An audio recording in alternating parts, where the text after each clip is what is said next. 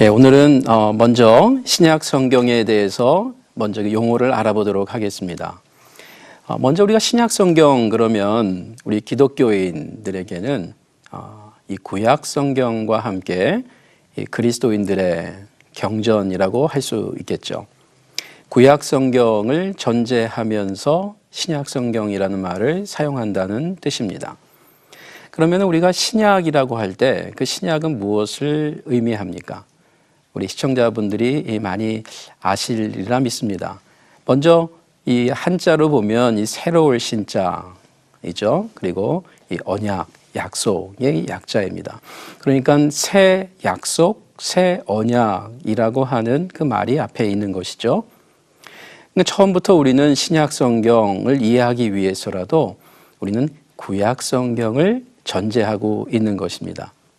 우리는 구약 성경과 함께 신약 성경을 우리 그리스도인들의 신앙과 생활의 이 규범, 또 기준, 절대적 가치, 우리 인생관의 표준, 이렇게 우리는 믿고 또 그것을 따라서 순종하는 것입니다. 자, 그러면 이 신약이라고 할 때 구약을 전제한다는 말은 우리가 신약 성경을 이해하기 위해서라도 구약 성경에 뿌리를 둔다는 것입니다. 다시 말하면 이스라엘의 그 역사라고 생각할 수 있는 그 구약 성경이 우리 기독교인에게는 이스라엘의 단순한 종교와 또 역사만이 아니라 바로 우리의 역사요 또 우리의 종교, 신앙의 뿌리가 된다는 것입니다. 자, 그러면 이 신약이라는 말이 어디서 근거했을까요? 먼저 우리가 이 신구약 성경을 통전적으로 본다 그러면 이 언약이라는 말을 좀 이해할 필요가 있습니다. 이 언약이라는 말은 하나님께서 그의 백성과 맺은 신실한 그 약속이라고 우리가 편의상 얘기할 수 있을 것입니다. 우리가 구약 성경을 보면 창세기에서부터 먼저 하나님께서는 그 하나님의 백성과 또 그 대표가 되는 그 인격과 언약을 맺게 되죠. 대표적으로 창세기 15장, 17장 보면은 이 아브라함 언약이 나옵니다. 그리고 또 출애굽기를 보면 사실 하나님께서 이스라엘 백성을 해방시키기 위할 때에도 그 아브라함 그리고 이삭, 야곱의 그 언약을 기억하셨다라는 말을 기초로 하고 있습니다. 출애굽기 19장에 보면 하나님께서는 이 이스라엘 백성과 언약을 맺으시는데 이 모세의 그 중재를 통해서 언약을 맺게 되죠. 우리가 그것을 모세 언약 또는 시내산 언약이라고 합니다. 또 중요한 그 언약이 하나님께서 그 백성과 맺게 되는 것이 사무엘하 7장에 보면 나오죠. 이 다윗 왕조가 시작되면서 하나님께서 이 다윗과 함께 그러나 이스라엘 백성을 대표하는 다윗으로서 그 다윗 언약을 맺게 됩니다. 나단 선지자를 통해서 맺는 언약이죠. 그래서 내가 이제는 너와 영원히 함께 할 것이고 그리고 너의 나라를 그 의롭게 할 것이다. 영원토록 지켜주실 것이다. 라는 그 다윗 언약이 나옵니다. 또 우리에게는 의미 있는 것이 바로 이 예레미야서 31장 31절에 나오는 그 언약입니다. 우리는 그 언약의 문맥에서 하나님께서 이스라엘 집과 유다 집과 더불어서 내가 이제는 새 언약을 맺겠다라는 말씀을 하고 계시죠. 그것은 예언이었습니다. 약속이었습니다.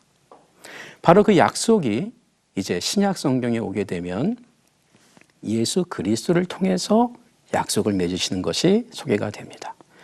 우리 대표적으로 고린도전서 11장 그리고 또 누가복음 22장 20절에 보면 우리 예수님께서 내 피로 세우는 새 언약이다 라고 이야기를 하죠. 그러면서 우리는 이 새 언약이라고 하는 의미가 이 구약의 예레미야와 함께 만나고 그리고 바로 그 언약이 성취되는 것을 소개하는 것입니다. 정리해 보면 예수님께서 우리와 맺으신 자신의 십자가의 죽음과 또 부활 사건의 근거에서 맺게 되는 그 유월절 만찬을 기념하는 사건이면서 동시에 예수님을 기억하게 하는 그 십자가의 죽음과 부활 사건의 그 의미를 염두에 두면서 새 언약이라고 할 때 그것은 갑자기 벌어진 사건이 아니고 바로 구약의 창세기서부터 모든 그 이스라엘의 역사 가운데 역사하신 하나님의 그 언약의 성취라고 하는 것입니다. 그렇기 때문에 우리는 예수님의 사역과 그리고 초대교회의 그 중요한 그 삶의 내용과 가치들을 신약 성서, 신약 성경이라고 말을 하는 것입니다. 자, 이 정도로 해서 우리가 간단하게 신약 성경의 의미를 생각해 보았습니다.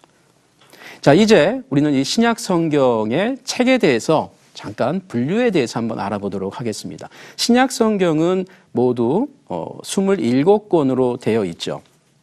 그러나 동시에 신약 성경은 이 27권이 한 권의 책으로 된 또한 단권 또 성경이라고도 할 수가 있습니다. 다시 말해 27권이 뭉쳐 있으면서 또 하나의 큰 또 경전으로 우리가 말을 할 수 있고요. 동시에 구약 성경과 함께 전체적으로 우리가 또 하나의 경전이라고 할 수가 있겠죠. 그리고 우리는 성경 전서라고 할 때 구약 성경과 신약 성경을 말하는 것입니다. 자, 신약 성경의 27권을 한번 우리가 이해해 볼 때 보통 전통적인 입장에서 이렇게 분류를 해 봅니다. 먼저 첫 번째로는 복음서를 분류하죠.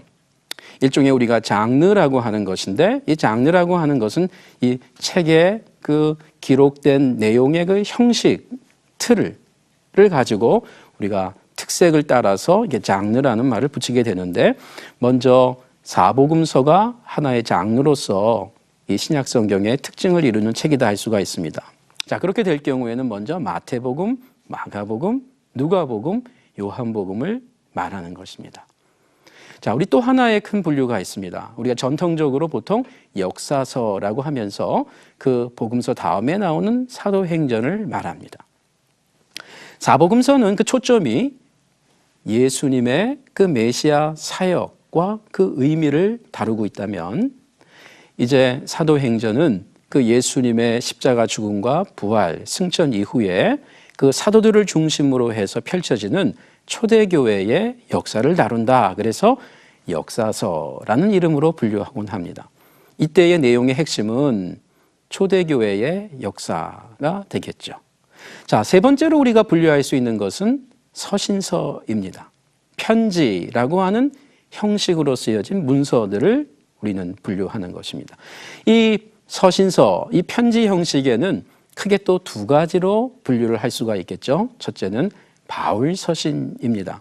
모두 13개로 구성된 바울 서신, 로마서부터 그리고 빌레몬서에 이르기까지 이 13개의 서신을 우리가 바울 서신이라고 말합니다.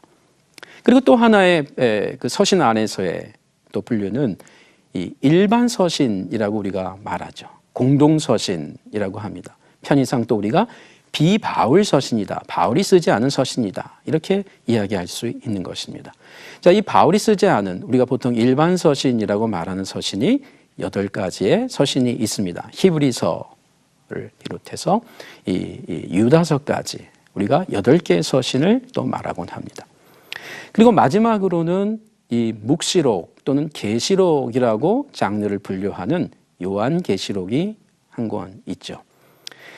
그렇게 해서 이 요한계시록까지 우리가 모두 전체를 이야기할 때 27권이 됩니다. 이 요한계시록은 내용적으로는 다소 앞선 서신들과 좀 다른 면이 있죠. 그래서 이것은 유대인들의 특별한 그 글쓰기 양식이 반영된 그래서 묵시록적이다. 그 이스라엘 중간기 역사서부터 시작되는 그 특별한 그 글쓰기 장르라고 할 수가 있겠습니다. 상징적인 내용들이 많이 있으면서 비유적으로 그러면서 예언적 의미를 담고 있는 그와 같은 내용의 글쓰기이죠. 자, 이 요한계시록은 그 점에서 편지이기도 하지만 이렇게 계시록으로 묵시록으로 따로 분류가 됐던 것입니다.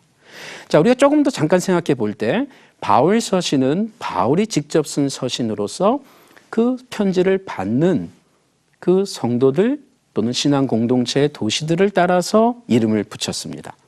그러니까 로마서 같은 경우는 바울이 로마 성도에게 보낸 편지가 되겠죠.